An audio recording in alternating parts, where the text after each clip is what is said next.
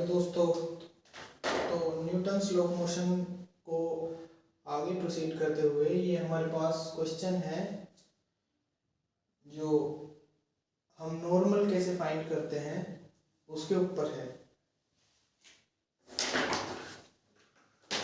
तो सबसे पहला ये हमारे पास डायग्राम है और इसमें हमको बताना है, ये 2 किलो का ब्लॉक है और ये 4 kg का है ब्लॉक। हमें इसमें बताना है normal contact force between the blocks, मतलब ब्लॉक्स के बीच में जो नॉर्मल है वो हमको बताना है। देन सेकंड हमारे पास नॉर्मल बिटवीन 4 kg, ये 4 kg एंड सरफेस। 4 kg और सरफेस के बीच में जो नॉर्मल है उसको फाइंड करना है। तो सबसे पहले इनका फ्री बॉडी डायग्राम बना लेते हैं। फ्री बॉडी डायग्राम, ये 2 kg का ब्लॉक है, 2 kg।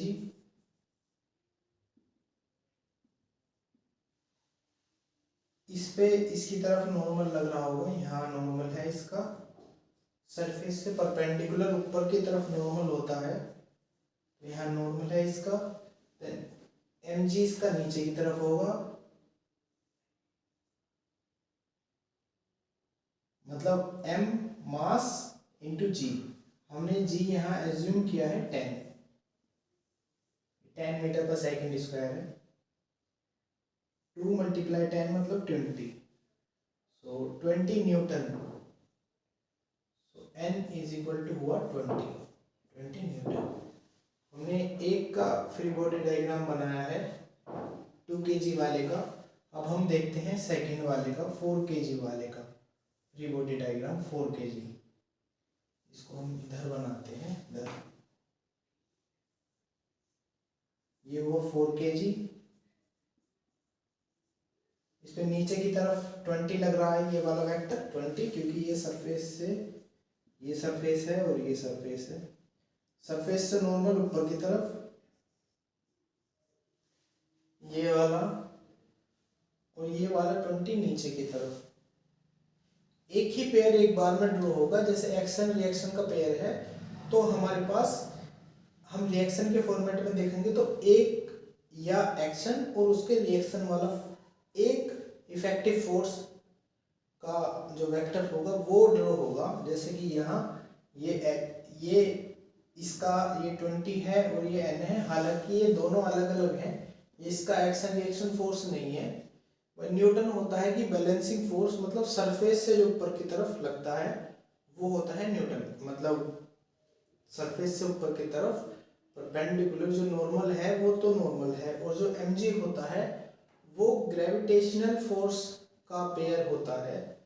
सो ये है, बट हम ये रेस्ट में है तो ये बैलेंस है इसी के जो है एप्टीट्यूड से। Then n is equal to 20 हमने लिख दिया है ऐसा। अगर ये 4 kg इसके ऊपर जो नॉर्मल है वो ऊपर की तरफ है, और यहाँ इसका जो 20 है, ये वाला 20 हमने ऐसा समझो, ऐसा बना दिया। ये लाल से नहीं, ये हमने ये ब्लैक वाले से बनाया ऐसा करके, तो ये 20 बना दिया हमने। और इसका क्योंकि mg नीचे की तरफ लगेगा तो mg, मतलब हमें नॉर्मल बनाना है और हमें mg और जो इफेक्टिव वेक्टर उसके ऊपर है वो बनाने हैं। 4 kg, ये 40 न्यूटन है। So n is equal to 20 plus 40, n is equal to 60 newton. ये नॉर्मल है और ये न्यूटन है। इसको कैसे करें, इसको रख कर इसको पूरा लिख देते हैं, न्यूटन लिख देते हैं इसको, फिर इसको n लिखते हैं, n फॉर नॉर्मल। ये n डैश कर दो, n डैश कर दो इसको, ये भी n dash.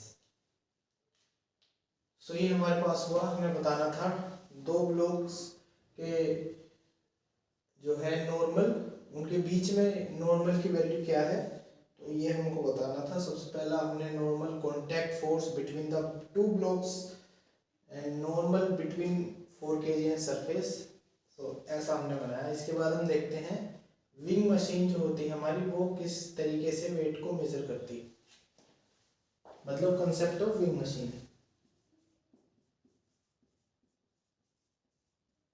Concept of wing machine.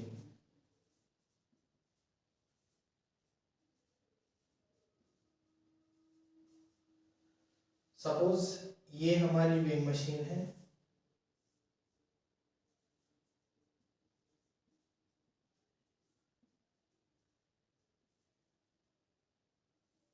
जो सरफेस पर रखी है,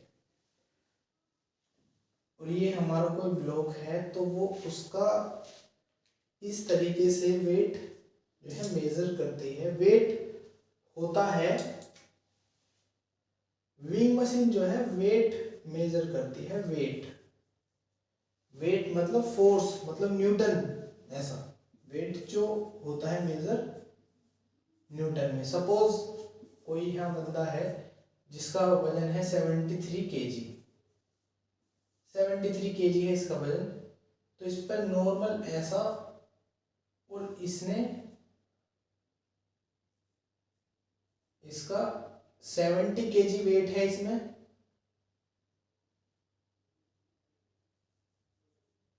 70 kg वेट है, 73 kg, तो इसका होगा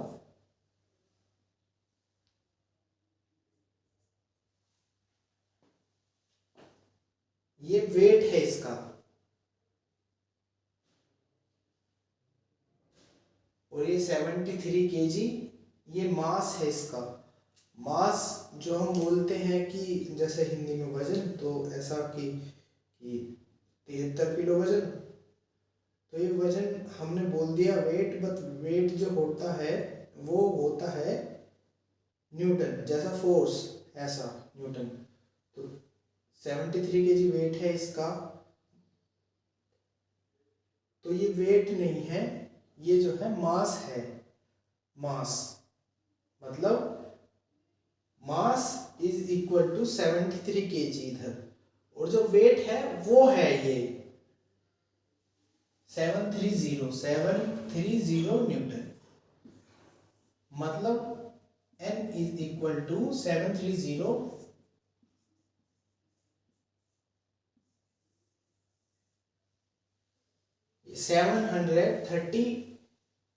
न्यूटन। तो जो विंग मशीन है वो मेजर करती है इसको, मतलब 730 को मेजर करेगी, न्यूटन को, और जो वो दिखाती है रीडिंग कि 73 किस हिसाब से दिखा रही है, तो वो दिखाती है डिवाइड करके ऐसा कि 73 kg, 73 ऐसा होगा, 730 ऐसा होगा, तो वो डिवाइड करेगी जी से, और तब दिखाएगी रीडिंग मास।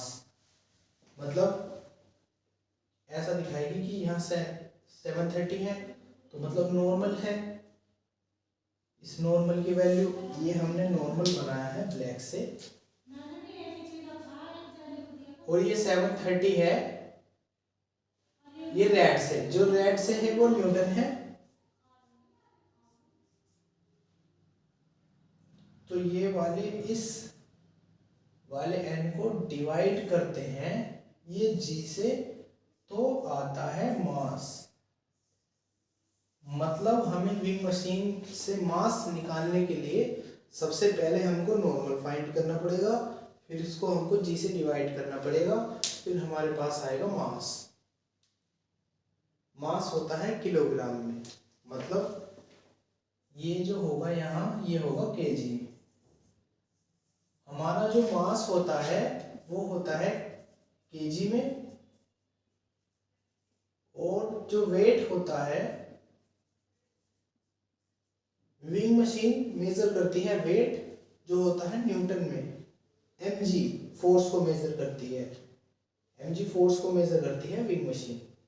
वेट होता है न्यूटन में मेजर, मास होता है केजी में, और वेट होता है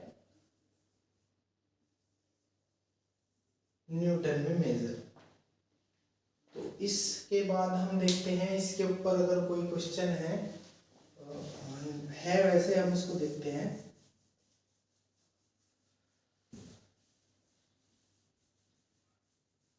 ये हमारा हो गया है। इसके ऊपर अगर ये क्वेश्चन है, जैसा सपोज कि लिफ्ट में कि एक्सेलरेटिंग लिफ्ट है या कांस्टेंट स्पीड से लिफ्ट है, वो लिफ्ट वाली प्रॉब्लम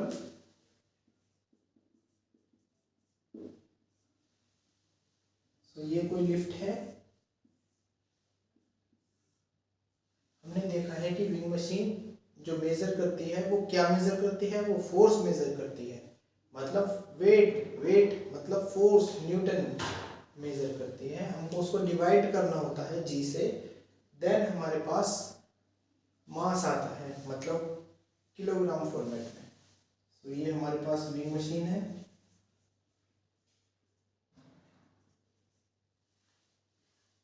और ये हमारे पास कोई बंदा है, और ये इसमें वजन m kg है, m ऐसे इसको बना देता हूँ, इसके मुंह पे लिख देता हूँ m ऐसा, और नहीं, हाँ इसकी बॉडी बना देता हूँ, ये है। इसमें मास है m kg, और ये जो लिफ्ट है वो लिफ्ट का एक्सेलरेशन है, एक्सेलरेटिंग लिफ्ट है, एक्सेलरेटर ऊपर की तरफ इसका एक्सेलरेशन है। हमको जो फाइंड करना होता है इसमें m फाइंड करना होता है, इसका एक्सेलरेटिंग लिफ्ट में ऊपर की तरफ m कितना आएगा, इसमें इस बॉय में वेट मास, इसका वजन कितना आएगा। तो अब हम इसको बनाने के लिए इसमें मार्क करेंगे, जैसे सपोज n है, ये n आएगा क्योंकि इसमें m है मास, तो ये नीचे की तरफ mg आएगा, है ना। ये ऊपर की तरफ n, नीचे की तरफ mg, ये a। तो हम इस टाइप के क्वेश्चन करने के लिए हम समझते हैं कि F net is equal to mass into net acceleration, मतलब एक तरफ सारे वेक्टर फोर्स होंगे, स्यूडो फोर्स इस टाइप के फोर्स होंगे, और दूसरी तरफ मास इंटू नेट एक्सेलरेशन, जो एक्सटर्नल एक्सेलरेशन है उस टाइप का एक्सेलरेशन। तो हमारे पास नेट एक्सेलरेशन या एक्सटर्नल एक्सेलरेशन जो बाहर से है, तो वो है हमारे पास a। तो हम देखते हैं इधर में, जैसे suppose F net is equal to m a, मतलब नेट फ्लूइड फोर्स होते हैं, जैसा a n है तो ऊपर की तरफ एक्सेलरेटिंग है तो n माइनस mg, ऐसा समझो कि ये वाला वेक्टर ऊपर उड़ के इसमें अटैक, इस पर अटैक कर देगा, इसको कम करने की कोशिश करेगा। So is equal to m into ये वाला एक्सेलरेशन a। हमें बताना है इसमें कि कितना इसमें बंदे में मास है, इसमें कितना वजन है इफेक्टिव। सो हमारे पास सबसे पहले हमें निकालने के लिए n फाइंड करना होता है, उसे g से डिवाइड करना होता है, तब हमारे पास m आता है। तो हमें m फाइंड करने के लिए, ये रहा n इधर, तो n को हम इधर रखेंगे, ये m a plus m g, मतलब a m आएगा, a प्लस g आएगा, n इज इक्वल टू ऐसा, ये हमारे पास n आ गया। तो फिर हमें वेट जो उसमें इफेक्टिव मास है बॉय में, वो निकालने के लिए हमें डिवाइड करना होगा g से, जैसा इसमें होता है, हमने किया। तो अब हम इस n को डिवाइड कर देंगे g से। तो n की वैल्यू ये है m इंटू ए प्लस जी, हमने इसको डिवाइड कर दिया g से, तो ये आ गया हमारे पास m। सो हमारे पास जो m आया, मतलब इसमें इफेक्टिव कितना मास है इस बॉय में, तो वो आएगा m अपना मास इफेक्टिव ये आएगा M A plus M G upon G. ये हमारे पास ये मास आया है इसमें। एंड इसके ऊपर हमारे पास और भी क्वेश्चन है एनसीईआरटी की बुक में।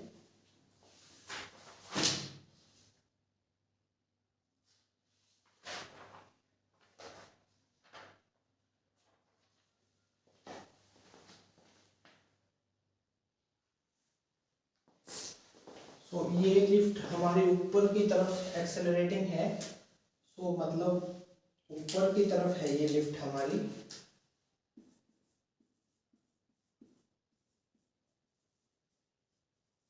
अपवर्ड एक्सेलरेटिंग है ये लिफ्ट हमारी। अब हम इसको नीचे की तरफ भी कर सकते हैं, वैसा जनरली ऐसा समझ सकते हैं कि ये लिफ्ट होगी, यहाँ इसमें वेट होगा, ये इसमें एम होगा, नीचे की तरफ ये एक्सेलरेटिंग होगा। तो इसका नॉर्मल ऊपर की तरफ लग रहा होगा, ये मास नीचे की तरफ एम जी। तो हम देखते हैं वैसे जब ऊपर की तरफ एक्सेलरेटिंग होती है लिफ्ट, तो आप देख सकते हैं कि वेट ये जुड़ेगा तो और ये डिवाइड होगा, तो हमें ये ज़्यादा आया है वेट, तो मतलब ऐड हो गया है तो ज़्यादा आया है ये वेट, ये एम। इससे हम देख सकते हैं। अब हम इस वाली में देखते हैं, ये हमारा सेकंड केस हुआ, ये हमारा सबसे पहला ये फर्स्ट केस हुआ ए। अब हम देखते हैं सेकंड केस बी हमारा, मतलब डाउनवर्ड एक्सेलरेटिंग, डाउनवर्ड एक्सेलरेटिंग। तो ये हमारे पास हुआ। देन हम F net is equal to, मतलब net downward force is equal to mass into net downward acceleration. So जब ये नीचे की तरफ है तो N M G minus N होगा ऐसा, मतलब एम जी नीचे की तरफ पहले ही ज़्यादा है तो नीचे की तरफ एन माइनस होगा उसमें से। ये हमारे पास एफ नेट आया, तो mass into net acceleration downward acceleration, तो ये आया हमारे पास ए। तो M G minus M A is equal to N, ये हमारे पास एन आया। तो सबसे पहला ये हमारे पास एन आया, और जब हम इस एन को डिवाइड करेंगे जी से तो हमारे पास मास आ जाएगा। मतलब हमको कैपिटल एम निकालना है मास, तो हमको इस M G minus M A upon G करना पड़ेगा, ये इस हिसाब से। कहीं कहीं इस एन को इस वाले एन को आर लिखते हैं, आर मतलब रिएक्शन फोर्स, एक्शन रिएक्शन, मतलब ऊपर की तरफ ऐसा लिखते हैं कि ये आर है जैसा रिएक्शन फोर्स, बट हम इसको नॉर्मल बोल रहे हैं, नॉर्मल एन। कोई दिक्कत नहीं है वैसे उसमें भी, वो हो जाएगा ऐसे ही, जहाँ एन है वहाँ आर आएगा ऐसे ही। रिएक्शन भी वही है, नॉर्मल वही है। तो ये हुआ हमारा, हम समझ रहे हैं कि जब कोई लिफ्ट ऊपर की तरफ एक्सेलरेटिंग होती है तो इससे देखेंगे हम M A plus M G, तो ये कुछ कांस्टेंट वेट हुआ, मतलब कुछ कांस्टेंट हुआ, नंबर हुआ, और हम इसको जी से डिवाइड किया तो ये कुछ आएगा, है ना, समथिंग। और सपोज ये है तो ये ज़्यादा है, M A plus M G है, और ये कम है, फिर हमको उसी कांस्टेंट से डिवाइड किया तो ये इससे कम आएगा। तो इससे हम समझते हैं कि जो डाउनवर्ड एक्सेलरेशन है उसमें जो मास है वो कम होता है, कम कम, ऐसा समझ सकते हैं कि ये डाउनवर्ड ज़्यादा नीचे की तरफ जाएगा तो ये बंदा ऊपर चिपक जाएगा, और वेट मशीन विंग मशीन नीचे रह जाएगी तो कम ही हो जाएगा फिर पूरा। अगर टोटली फ्री हुआ तो मतलब अगर लिफ्ट छूट गई, लिफ्ट गई नीचे, टूट गई लिफ्ट, और लिफ्ट, तो ये ए एक्सेलरेशन से नहीं जाएगी, फिर जी से जाएगी। जी मतलब जो हमारा 10 मीटर पर सेकंड स्क्वायर है उससे, तो उससे जाएगी नीचे, फिर ये बंदा इस सरफेस पर खड़ा नहीं रहेगा, ये ऊपर चिपक जाएगा, तो फिर रीडिंग जीरो आ जाएगी, मास जीरो हो जाएगा इसमें, है ना। तो हम ऐसा समझते हैं कि और इसको भी मैक्सिमम कंडीशन एज्यूम कर लो, फिर याद रह जाएगा कि ऊपर की तरफ जा रहा है, जा रहा, फिर नीचे की तरफ चिपक गया तो वजन बढ़ गया, तो नॉर्मल कंडीशन में भी वजन बढ़ेगा। डाउनवर्ड एक्सेलरेशन में नीचे की तरफ जा रहा है, नीचे की तरफ फुल्ली चला गया, जी से चला गया तो ऊपर की तरफ वो चिपक गया, मतलब विंग मशीन में हेडिंग जो आ रही है ऊपर, रीडिंग जो है वो खत्म होगी, तो मतलब कम हो गया, इतना कम हो गया, तो जनरली भी कम ही होगा। ऊपर की तरफ जब मशीन जाएगी, विंग मशीन के साथ जो लिफ्ट, एक्सेलरेटिंग लिफ्ट ऊपर की तरफ जाएगी तो मास बढ़ेगा, और जब नीचे की तरफ एक्सेलरेटिंग नीचे की तरफ होगी तो मास घटेगा। इससे हमने ये देखा। फिर हम देखते हैं इंक्लाइन मोशन।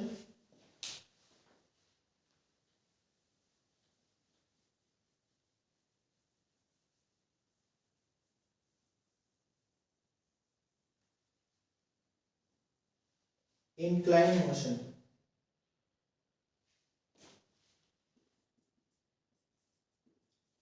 Inclined motion. तो सपोज ये कोई इंक्लाइंड है, ये यहां थीटा एंगल है और ये मास m है, और हम इसको जनरली वेक्टर ड्रॉ कर रहे हैं। सपोज ये इसका mg नीचे की तरफ होगा और ये इसका नॉर्मल यहाँ जो है यहाँ होगा ऊपर की तरफ, ये नॉर्मल, क्योंकि ये सरफेस है तो इसके परपेंडिकुलर होता है, मतलब 90 डिग्री के एंगल पर, तो इधर की तरफ होगा। ये 90 माइनस थीटा होगा, ये थीटा होगा।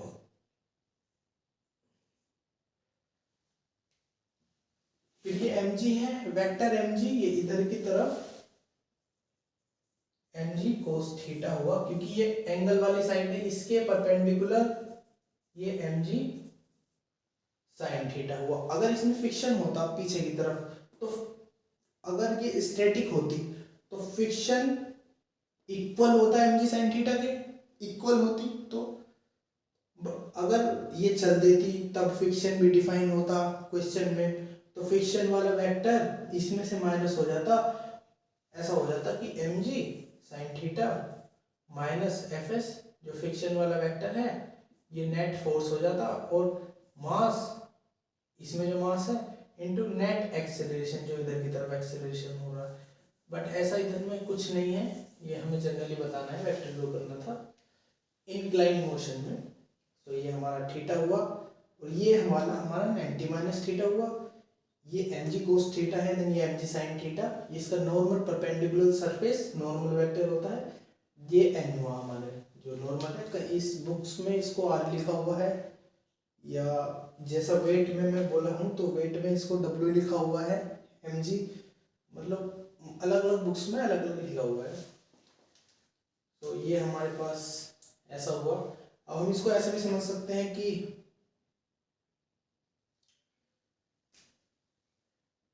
जो एक्सेलरेशन है, सपोज ma है और mga है sin थीटा,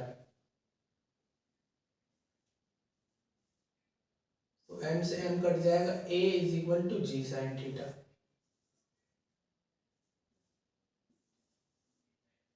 इधर की तरफ अगर a एक्सेलरेशन है तो ऐसा हो जाएगा, बट ऐसा नहीं है, तो इसमें हमें जनरली वेक्टर ही ड्रॉ करने थे, वेक्टर को हमें समझना था। जब हम ऊपर की तरफ बात करते तो नीचे परपेंडिकुलर वाला वेक्टर जो ऊपर है उसमें से माइनस होगा, और फिर is equal to net mass into acceleration, इस तरीके से ये वाला होगा। हम इसको क्वेश्चन से ही देख सकते हैं। ये हमारा a हुआ, acceleration is equal to G sine theta. अगर a एक्सेलरेशन इधर की तरफ है तो हम जनरली इसको कंसीडर कर सकते हैं G sine theta is equal to है, मतलब उसके वो जी साइन थीटा से एक्सेलरेटिंग है। तो हम स्ट्रिंग वाली क्वेश्चन करते हैं, और हमने एज्यूम कर रखी है आइडियल स्ट्रिंग। आइडियल स्ट्रिंग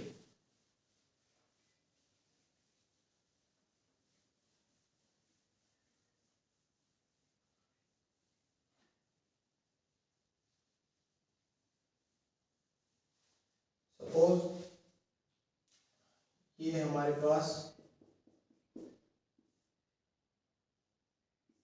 कोई मास है जो स्ट्रिंग से कनेक्ट है, ये टी स्ट्रिंग है,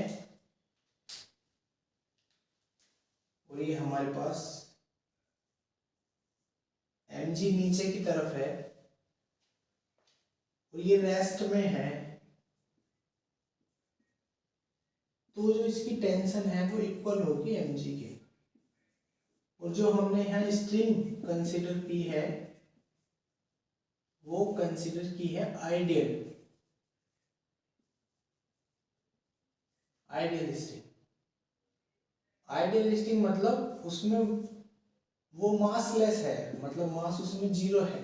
जनरली मास किसी में जीरो नहीं है, बट हमने आइडियल कंसीडर की है, एज्यूम किया है, ऐसा अजम्पशन है कि मास नहीं है, मासलेस है, जिससे कि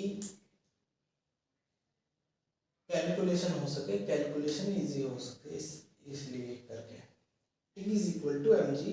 अगर ये मास रेस्ट में है तो इसमें केस हो सकते हैं ऊपर एक्सेलरेशन के भी और नीचे भी एक्सेलरेशन के भी, तो उसको भी देख लेते हैं जनरली हम। और हमारे पास एक केस ये है कि जो इधर टेंशन होगी, सपोज ये पॉइंट ए है, ये पॉइंट बी है और ये पॉइंट सी है, इन तीनों पॉइंट पर ए बी सी पर टेंशन सेम होगी, मतलब सेम अमाउंट होगा इन तीनों पॉइंट्स पर टेंशन का, मतलब T A is equal to T B is equal to T C. Tension तीनों पॉइंट्स पर सेम होगी, मतलब T is equal to M G हमने फाइंड की, तो ये तीनों पॉइंट्स पर सेम है। सपोज इसमें वजन 2 किलो है, मतलब 2 है तो इस 20 न्यूटन आएगा करके, तो यहाँ भी 20 न्यूटन, यहाँ भी 20 न्यूटन, यहाँ भी 20 न्यूटन, ऐसा। तो हमने स्ट्रिंग बेस क्वेश्चन समझे, हम इसका थोड़ा फॉर्मेट देखते हैं, और भी फॉर्मेट। सपोज ऐसा कोई है और वहाँ से जो अटैच है 4 kg and 6 kg,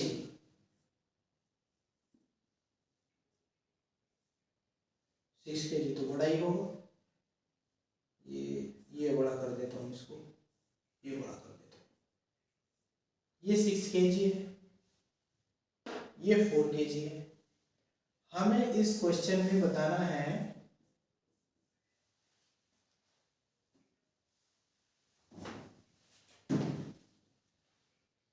T A और टी बी की वैल्यू। यहां पॉइंट है टी ए, यहां पॉइंट है टी बी, हमें बतानी है टी और टी बी की वैल्यू। और ये क्योंकि इससे अटैच है इस सीलिंग से और इससे, तो ये रेस्ट में है, हमें इसको ऐसे समझना पड़ेगा। तो सपोज हमें स्टार्ट कहाँ से करना है, हमें स्टार्ट करना है जहाँ से वेक्टर कम लगे, जिस भी ब्लॉक पे वेक्टर सबसे कम लग रहे हो, हमें वहाँ से स्टार्ट करना है। तो यहाँ से हम देखते हैं कि 4 kg है, इसका टी ए ऐसा जाएगा और इसका 4 के मतलब 4 इंटू 10 मतलब 40 न्यूटन नीचे की तरफ लगेगा, वो नीचे की तरफ, नीचे भी इस पे भी आएगा। तो हम 4 से स्टार्ट करते हैं, क्योंकि इस पे तो इसका 40 भी लग रहा है, इसका 60 है, फिर टी भी है, तो हम यहाँ से स्टार्ट करते हैं।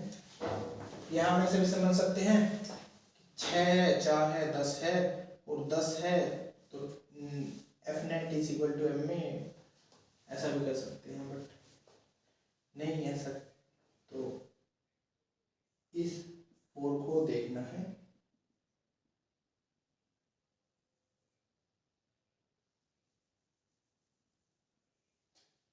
कि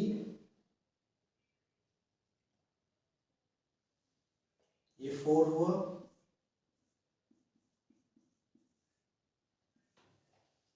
और ये 6 kg हुआ, ये इसके ऊपर टेंशन है टी ए और यहाँ नीचे टेंशन है, मतलब यहाँ नीचे ये ऐसे जा रही है और इसका जो वेट है वो है 40 न्यूटन, मतलब T is equal to 40 Newton.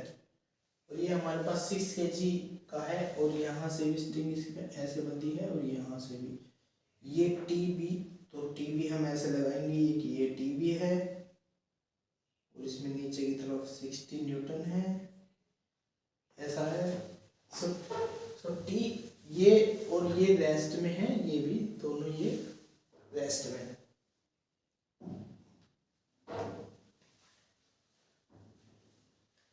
Six, इस पर टी बी और ये हमारे पास इस पर कोई स्ट्रिंग नीचे की तरफ नहीं बंधी है, तो ये 60 आया न्यूटन और ये रेस्ट में है।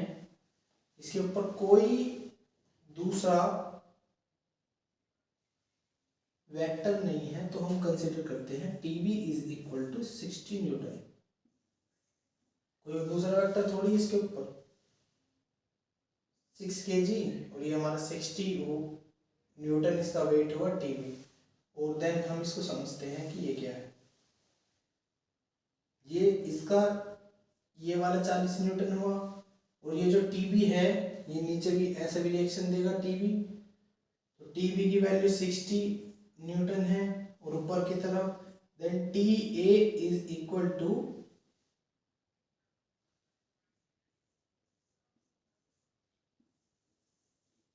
100 न्यूटन। हम इसको ऐसे भी समझ सकते हैं कि 6 और 4 10, तो T A is equal to 10 into 10 मतलब 100 न्यूटन। और जब इसका बारी आता तो हम ऐसे कर लेते हैं, इसको सबसे लास्ट वाले को ऐसे ही करेंगे, मतलब सबसे लास्ट वाले पर कम वेक्टर लग रहे होंगे तो उसको ऐसे करेंगे। हम इसको ऐसे भी कर सकते हैं, ऐसे भी कर सकते हैं।